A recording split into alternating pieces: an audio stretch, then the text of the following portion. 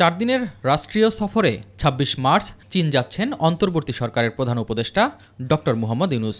সফরের আগে বাংলাদেশে চীনা রাষ্ট্রদূত প্রধান উপদেষ্টার সঙ্গে সাক্ষাৎ করেন। রাজধানীর ফরেন সার্ভিস একাডেমিতে সংবাদ সম্মেলনে প্রেস সচিব শফিকুল আলম জানান, এই সফরের মাধ্যমে দুই দেশের সম্পর্ক নতুন উচ্চতায় পৌঁছাবে।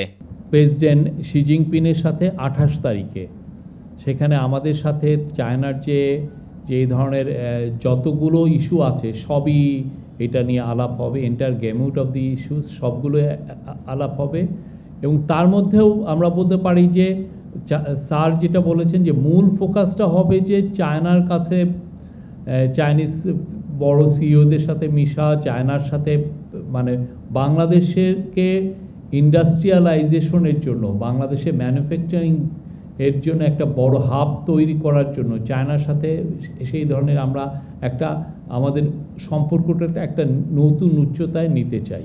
উপপ্রেস সচিব আবুল কালাম আজাদ মজুমদার জানান, সরকারি 7 কলেজের বিশ্ববিদ্যালয়ের নাম প্রস্তাব করা হয়েছে ঢাকা সেন্ট্রাল ইউনিভার্সিটি। এই বিশ্ববিদ্যালয়টা পরিচালনার জন্য একজন অন্তর্বর্তীকালীন প্রশাসক থাকবেন।